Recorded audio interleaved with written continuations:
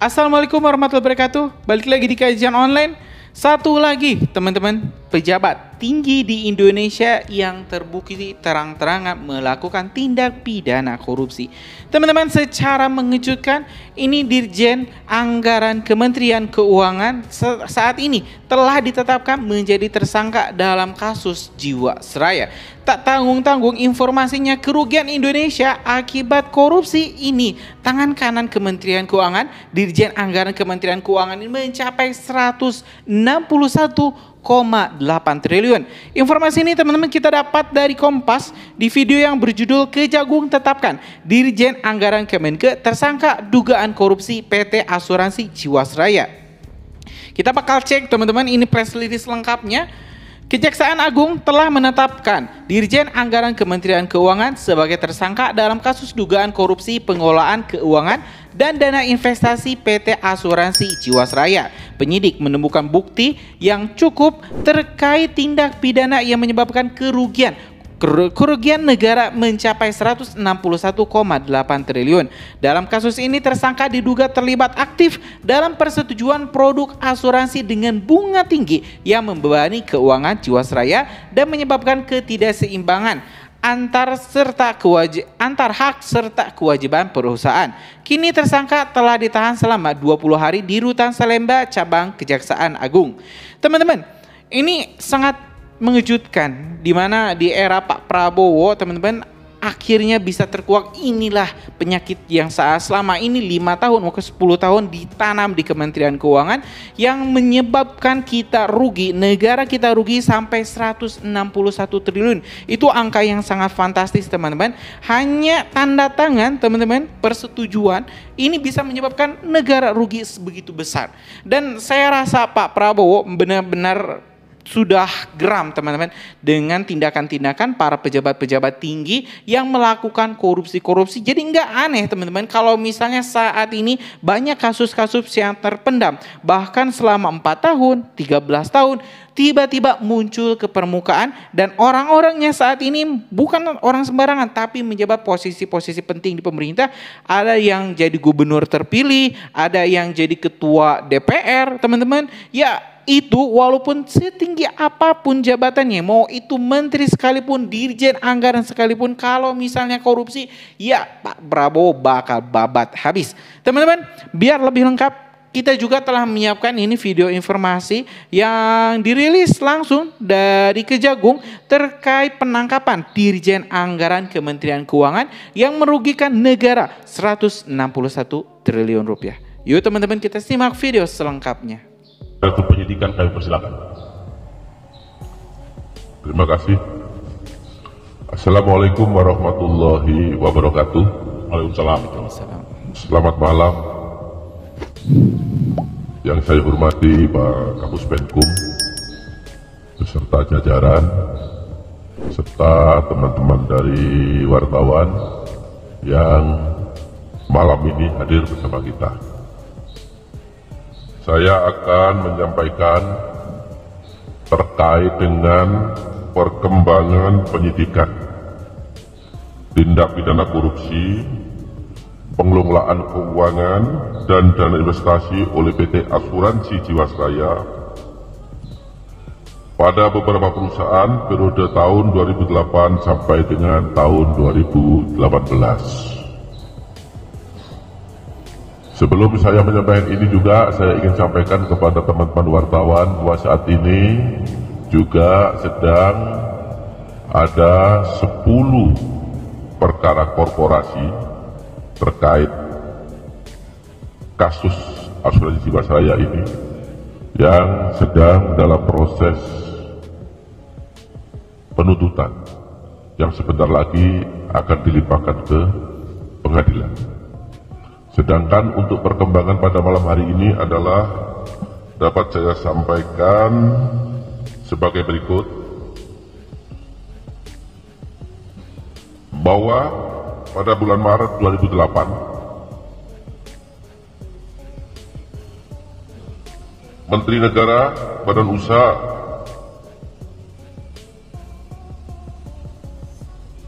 milik negara atau BUMN menyatakan bahwa PT Asuransi Jiwasraya dihadapkan pada kondisi insolven, yaitu kategori tidak sehat, di mana pada posisi 31 Desember 2008 terdapat kekurangan penghitungan dan pencadangan kewajiban perusahaan kepada pemegang polis sebesar 5,7 triliun.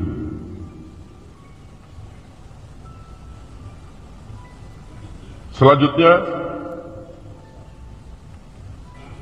karena PT Asuransi Jiwasraya merupakan perusahaan milik negara yang seluruh sahamnya dimiliki oleh negara dan bidang usahanya adalah di bidang asuransi jiwa sesuai dengan anggaran dasar dan anggaran rumah tangga, maka Menteri BUMN mengusulkan supaya penyehatan perusahaan tersebut kepada Menteri Keuangan dengan menambah modal sebesar 6 triliun rupiah dalam bentuk zero coupon bond dan kas untuk mencapai tingkat solvabilitas atau rasio keuangan yang mengukur kemampuan perusahaan untuk membayar kewajibannya.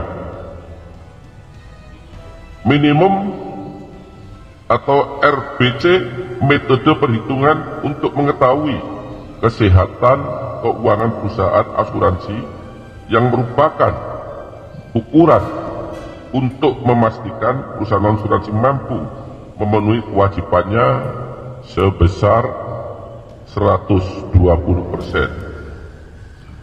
Namun, usulan tersebut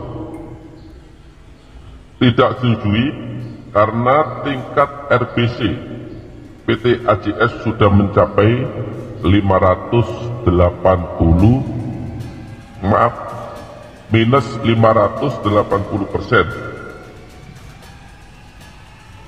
Kemudian,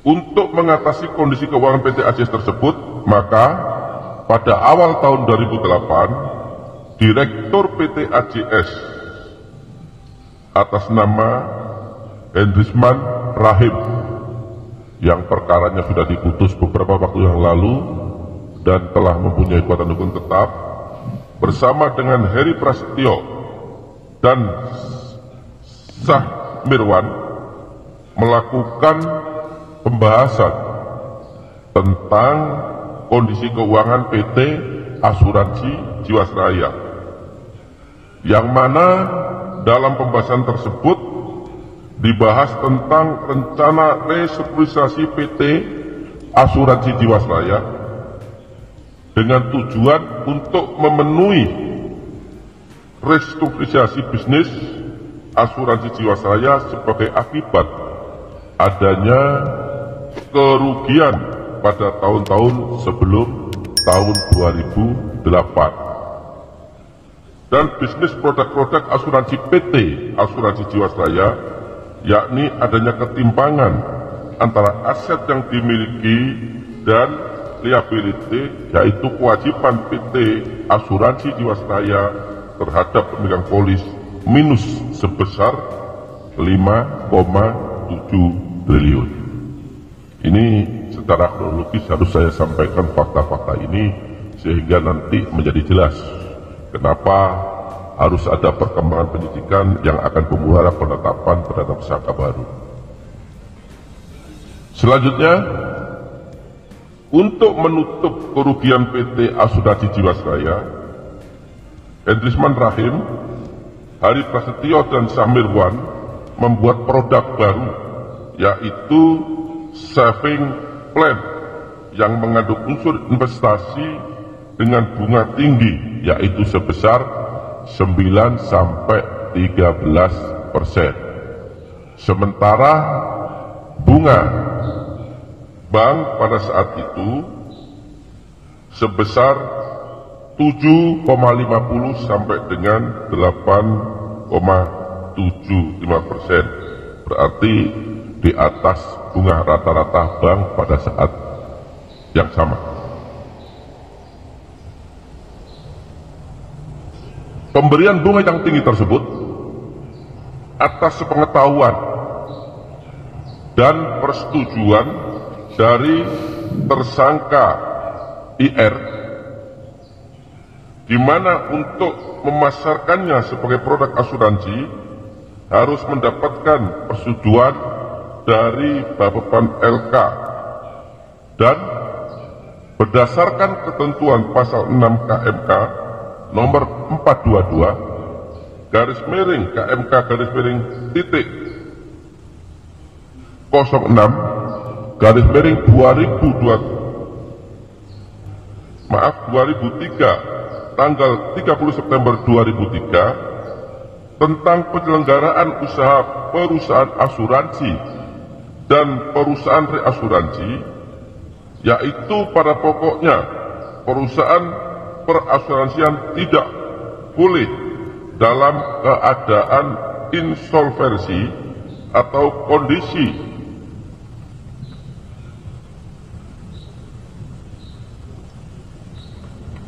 perusahaan tidak bisa membayar uang atau hutang atau kewajiban keuangannya tepat waktu. Kemudian melalui beberapa pertemuan, jadi pertemuan tidak hanya sekali tapi beberapa kali pertemuan antara Bapak LK dengan PT Asuransi Jiwasraya yang saat itu dihadiri oleh Edisman Rahim, kemudian dihadiri oleh Hari Prasetyo, dihadiri oleh Syamirwan, dan dihadiri oleh tersangka IR yang saat itu masih menjabat sebagai Kepala Biro Perasuransian Bapepam LK, yang membahas tentang pemasaran produk saving plan. Kemudian IR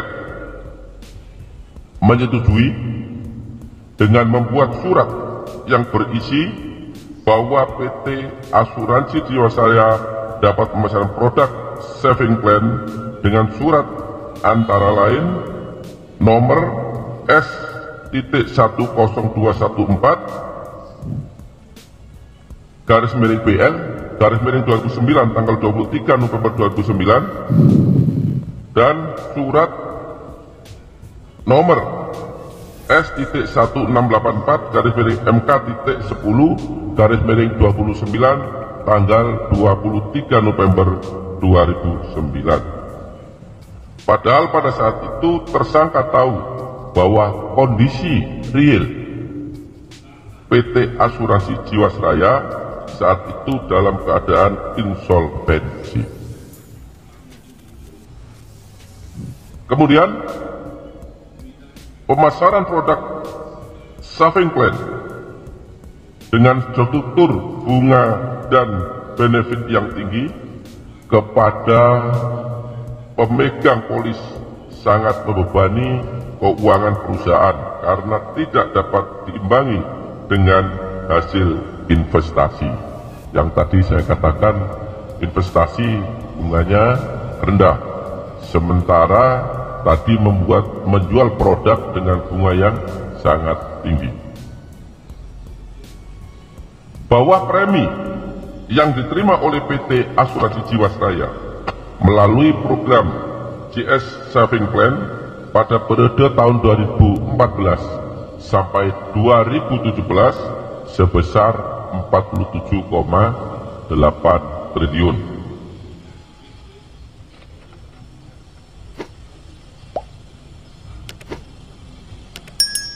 Selanjutnya, saya sampaikan bahwa dana yang diperoleh oleh PT AJS yang diantaranya melalui program saving plan tersebut dikelola oleh PT Asuransi Jiwasraya dengan cara ditempatkan dalam bentuk investasi saham dan reksadana yang dalam pelaksanaannya investasi yang dilakukan tidak didasari prinsip good corporate government dan manajemen risiko investasi, di mana dari penelusuran transaksi investasi saham dan reksadana tersebut diketahui terdapat transaksi yang tidak wajar terhadap beberapa saham, antara lain IIKP, SMRU, TRAM, dan sebagainya, serta beberapa saham lainnya yang dilakukan baik secara langsung maupun melalui manajer investasi yang mengelola reksadana, sehingga transaksi tersebut mengakibatkan terjadinya penurunan nilai portofolio aset investasi saham dan reksadana dan mengalami kerugian. Terhadap beberapa fakta tersebut, pada malam hari ini tim penyidik telah menemukan bukti yang cukup adanya perbuatan pidana yang dilakukan oleh IR yang saat itu menjabat sebagai Kepala Biro Perasuransian pada Bapepam LK periode 2006 sampai dengan 2012. Penetapan tersebut berdasarkan surat nomor TAP /11/F.2/F.2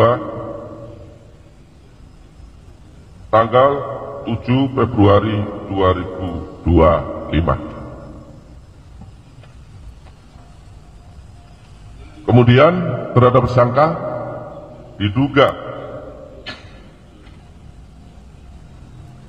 melanggar pasal 2 ayat 1 atau pasal 2 pasal 3 junto pasal 18 Undang-Undang Republik Indonesia nomor 31 tahun 1999 tentang pemberantasan tindak pidana korupsi sebagaimana diubah dengan Undang-Undang nomor 20 tahun 2001 junto pasal 55 ayat 1 ke 1 Kitab Undang-Undang Hukum Pidana. Perbuatan